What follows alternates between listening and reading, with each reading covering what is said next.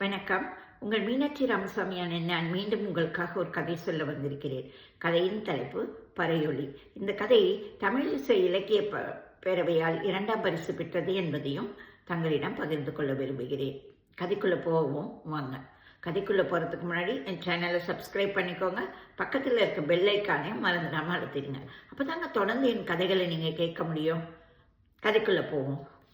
பிந்து போன மேற்கூரையுடன் காணப்பட்ட அந்த ஓலை குடிசையின் சுற்றுச்சுவர் கூட பெயர்ந்துதான் இருந்தது. அதன் வாசலில் கிடந்த உடைந்த பெஞ்சின் மேல் பேச்சு மூச்சில்லாமல் கிடத்தப்பட்டிருந்தான் காளியப்பன். அவனது கிழிந்த அழுக்கு கைலி அவனது வறுமையை படம் போட்டு காட்டியது. என்னாச்சு காளிக்கு, எப்படி செத்தான் என்ற கேள்வி மலை அங்கு விடாது பொழிந்த வண்ணம் இருந்தது. அப்பா அத்தா இல்லாதவன் இவன் பொண்டாட்டி தினமும் குடிச்சிட்டு வரதை பார்த்தோன்னு அவளும் கோச்சிட்டு போயிட்டா. குடிகார பய, எப்படி செத்தான்னு யாருக்கு தெரியும் என்றான் ஒரு நெருங்கிய நண்பன். டே நண்பா, நான் இன்னும் சாகலடா, உயிரோடு தான் இருக்கிறேன் என்று கதற வேண்டும் போல் தோன்றியது காளியப்பனுக்கு. ஆம், அவன் உடலில் இன்னும் உயிர் ஊசலாடி கொண்டுதான் இருந்தது. ஆனால் மற்றவர்கள் அவன் கிட்டே நெருங்க முடியாத அளவிற்கு அவன் மேல் வீசியது சாராய வாடை. அவனால் சிறிது கூட உடலை அசைக்க முடியாத நிலை. அவர்கள் உரக்க பேசுவது காளியப்பன் காதுகளில் ஏதோ பறையொலியாக வந்து மோதி சென்றது. திடீரென அங்கு வந்தது ஒரு பெரும் கூட்டம். அவர்களோ அவனது மனைவியின் சொந்தங்கள். அவர்கள் வரும் முன்னே அதிர்ந்தது பறையொலி. அலறியே ஓடி வந்து அவன் மேல் விழுந்து கதறி அழுதாள் காளியின் மனைவி.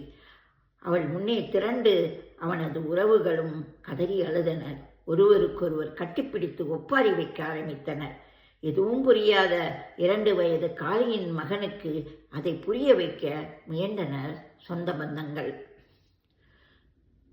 தன்னை பறைசாற்றிக் கொள்ள பறையொலி சத்தத்தோடு மாலைகளை அவனது உடலின் மேல் போட்டு மார்பிலும் தலையிலும் அடித்து கொண்டு பாடிய ஒப்பாரி பாடல்கள், மீண்டும் மீண்டும் மூங்கி அடித்த பறையின் சத்தம், இவை யாவும் அவனது காளியின் உடலை யாரோ உலுக்கி எழுப்பது போல் தோன்றியது.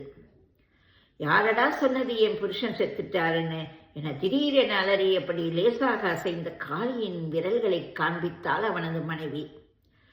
அசைந்த உடலை கண்டவுடன் நிறுத்துங்க பறையை என அருகில் இருப்பவர்கள் கத்த, ஒரு நிமிடத்தில் அந்த இடம் மயான பூமியை போல் தோன்றியது.